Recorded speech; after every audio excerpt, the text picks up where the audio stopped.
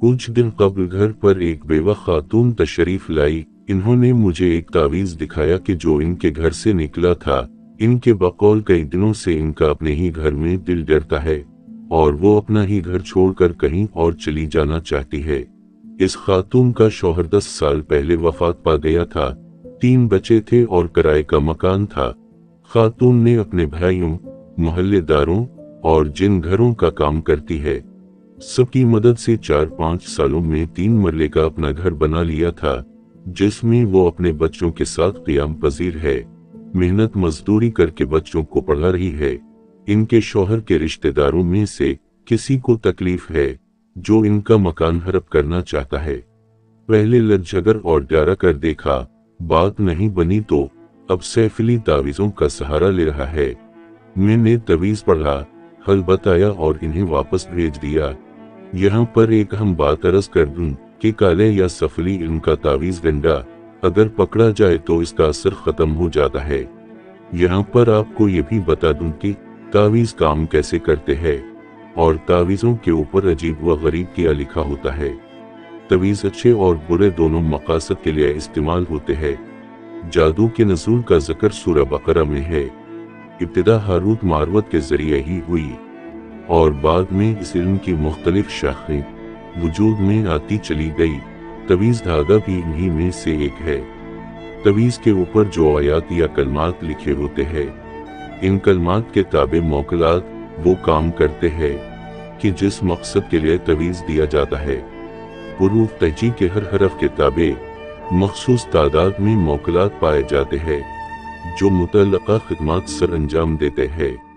मौकलात से काम लेने के लिए पहले कुछ वैरद वजीफे करना पड़ते हैं। जो वैरद आप करते हैं, एक तयशुदा वक्त के बाद इस वैरद के मौकलात आपके ताबे हो जाते हैं और फिर उसी वेद से तवीज़ तरतीब दिया जाता है और मौकलात इस पे अमल करने के पाबंद होते हैं। सदियों के तजर्बात से ये इल्म बहुत तरक्की कर चुका है। खुसूसन बंगाल और आसाम का खित्ता इन उलूम का गढ़ है और बर्रे सगीर के बाद सबसे ज्यादा काले जादू वाले अफ्रीका में पाए जाते हैं। आपको याद होगा कुछ अर्सा पहले अखबारात में इस तरह के इश्तिहारात आम शाये होते थे। महबूब आपके कदमों में, घरेलू नाचाकी, कारोबारी बंदिश, सास की जबान बंद रहेगी, बहू आपकी ताबादार रहेगी, वगैरह वगैरह। मैं एक जमाने में जादू की काट पलट और तोड़ का बाकायदा काम करता रहा हूँ। इसके मुख्तलिफ तरीके होते हैं। शादी और बच्चों के बाद ये सब छोड़ दिया कि इसके बच्चों पे असरात आते हैं। इस वक्त भी जब किसी सफली अमल का तोड़ करते थे तो जिंदा मुर्गी पास रख कर बैठते थे। अगर तबीयत पर असरात महसूस होते तो मुर्गी सर पर वार कर फेंक देते और मुर्गी वहीं तरक कर मर जाती। जादू और सफली करने वाले अमील उम्मूमन आम गली महलों और कब्रिस्तानों में बैठते हैं। आजकल ईसाई और हिंदू आमिलों पे लोग ज्यादा इतिबार करते हैं कि वो पैसे लेते हैं मगर काम कर देते हैं। लोग आमिलों के पास आमतौर पर नाजायज कामों के लिए ही जाते हैं। मियाँ बीवी में अलहदगी करवाना, किसी का कारोबार बंद करना, किसी को बीमार करना या हसद हद से बढ़ जाए तो किसी को मारने की कोशिश करना। और आप जानकर हैरत ज़दा रह जाएंगे कि आमिल हजरात चंद हजार रुपयों में दूसरों की जिंदगियों के साथ खेलते हैं। और जिस तरह आजकल लोग इबादत रियाजत से दूर रहते हैं, रूहें कमजोर हो जाती है और कमजोर रूहों पे सफली उलूम जल्दी असर करते हैं। आमिलों के पास आने वाली 90% ख्वातीन होती है कि जो हसद व जलन के बाइस गंदे अमल करती और करवाती है। अब तक की जिंदगी में बेशुमार आमिलों से वास्ता पड़ चुका है। हर एक के पास मुख्तलिफ फन है और ज्यादा अफसोसनाक अमर यह है कि काला जादू करने वालों के मुकाबले में नूरी इल्म रखने वालों की तादाद न होने के बराबर है, क्योंकि नूरी उलूम के लिए तहारत और पाकीज़गी चाहिए होती है। रज़क़ हलाल लाजमी शर्त है और इतनी मशक्क़त कोई करता नहीं, जबकि काले उलूम के लिए नापाकी और गुलाजत चाहिए होती है और शैतानी ताकतों से काम लेना होता है। ये जल्दी भी आ जाता है। اور اثر بھی زیادہ ہوتا ہے۔ آپ اس علم کی طاقت ملاحظہ فرمائیں۔ مسلم ایک شخص امریکہ میں جہاز میں سفر کر رہا ہے اور ایک عامل لاہور میں بیٹھ کر سفلی عمل کرتا ہے، تو اگر کوئی ماہر عامل ہو تو بندے کی موقع پر موت ہو سکتی ہے۔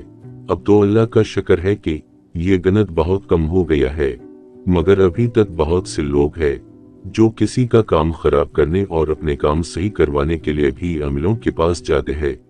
ظاہر ہے ان میں اکثر جاہل لوگ ہوتے ہیں، مگر بعض اوقات پڑھے لکھے لوگ بھی بیوقوف بن جاتے ہیں۔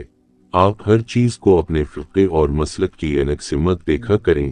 اس جہان میں 30,000 علوم ہے، جن میں سے آپ ایک دو سے زیادہ نہیں جانتے، اور یہ سارے علوم اللہ نے فعال کیے، کچھ انسانیت کی بھلائی کے لیے ہے اور کچھ آزمائش کے لیے ہے، جبکہ کچھ علوم شیطان کو دیے گئے کہ وہ اپنا زور آزما دیکھے اور اولاد آدم سے اپنی جنگ جاری رکھے۔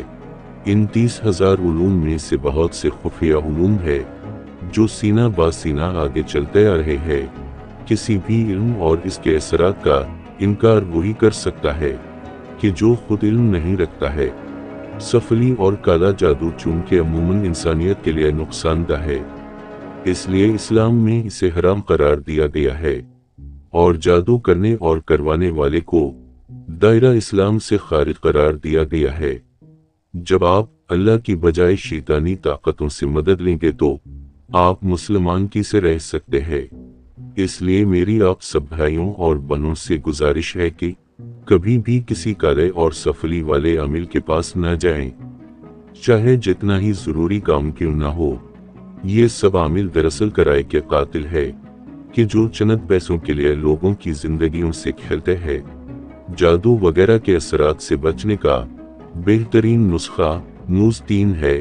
روزانہ انہیں پڑھ کر خود پر پھونک لیا کریں، اور جس گھر پہ اثرات ہوں وہ روزانہ سورہ بقرہ پڑھ لے، انشاءاللہ سب ٹھیک ہو جائے گا۔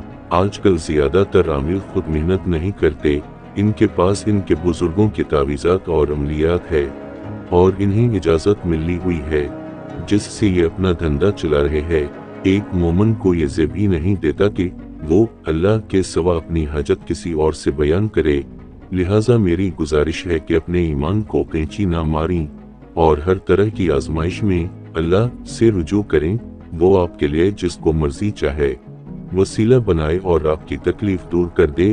اپنے دلوں کو حسد بغض سے پاک رکھیں کہ رزق اور دیگر نعمتیں اللہ کی تقسیم ہے، اور اس سے بڑا کوئی عادل نہیں۔ وہ انسان کی صلاحیت اور قابلیت کے مطابق عطا کرتا ہے اور کسی پر ظلم نہیں کرتا۔ اسے اپنی مخلوق بہت عزیز ہے۔ ہر خوشی اور غم کو اللہ سے منسوب کرنا سیکھیں اور پھر اس کی برکت ملاحظہ کریں۔ ویڈیو دیکھنے کا بہت شکریہ۔